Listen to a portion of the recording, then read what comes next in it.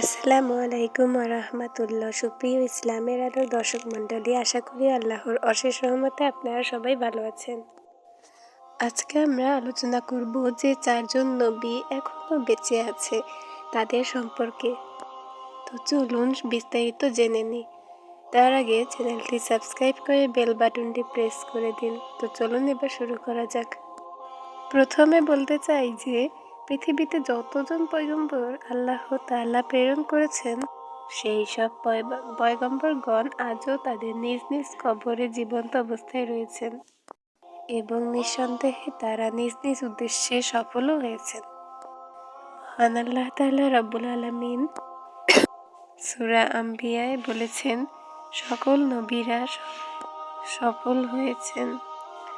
এবং এই সূরা আল্লাহ তাআলা সকল নবীদের প্রতি সালাম প্রেরণ করেছেন। মহানবী সাল্লাল্লাহু আলাইহি সাল্লামের একটি হাদিসে বলেছেন, আল্লাহ তাআলা মাটির জন্য একটি জিনিস হারাম করে দিয়েছেন, যে মাটি কখনো পয়গম্বরদের শরীর খেতে পারবে না।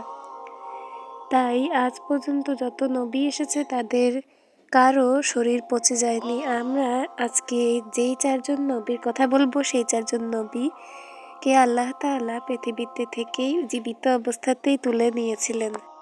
সেই 4জন নবী এখনো মৃত্যুর স্বাদ গ্রহণ করেননি। তারা এখন আলাদা আলাদা স্থানে জীবিত অবস্থায় আছেন। এর ভিতরে আরেকটি বিশেষ কথা হলো, এর ভিতরে 2জন নবী এখনো আমাদের জমিনে জীবিত আছেন। আর হাদিসে রয়েছে বাকি 2জন আসমানে রয়েছে। 4জন নবীর মধ্যে একজন ছিলেন হযরত খিজির আলাইহিসসালাম এবং দ্বিতীয়জন ছিলেন হযরত ইলিয়াস আলাইহিসসালাম। আর তারা এখনো আমাদের মাটিতে উপস্থিত রয়েছেন।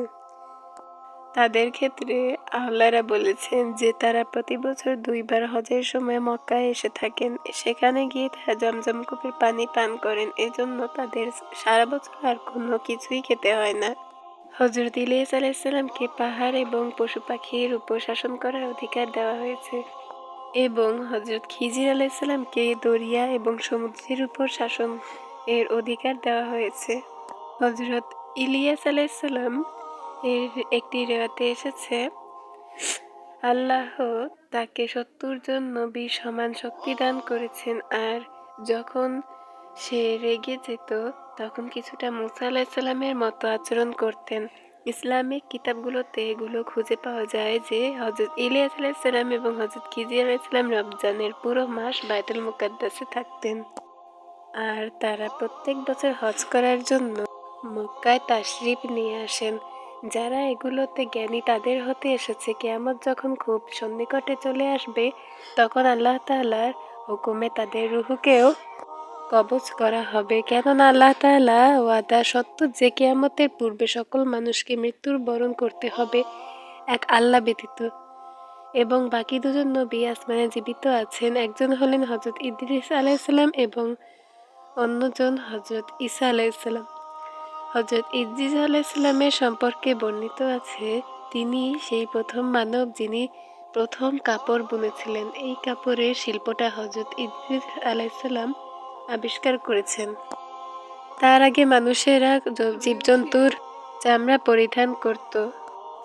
রেওয়াত হতে জানা যায় যে হযরত ইদ্রিস আলাইহিসসালাম সর্বপ্রথম কলম দ্বারা লেখাপড়া করা শিখিয়েছিলেন এবং জ্ঞান দান করার পদ্ধতিও আবিষ্কার করেছিলেন।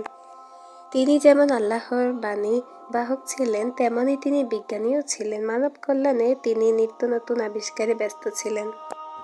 ইদ্রিস শব্দের অর্থ শিক্ষায় ব্যস্ত থাকা ব্যক্তি। তাকেও আল্লাহ তাআলা জীবিত অবস্থায় পৃথিবী থেকে উঠিয়ে নিয়ে গিয়েছিলেন। তার সম্পর্কে রিওয়ায়েতে এসেছে, যেদিন থেকে তাকে উঠিয়ে নেওয়া হয়েছিল সেদিন হতে আজ পর্যন্ত তিনি জীবিত অবস্থায় আছেন আর তিনি জান্নাতে বসবাস করছেন। এবং চতুর্থ যে নবী তিনি হলেন হযরত ঈসা আলাইহিসসালাম।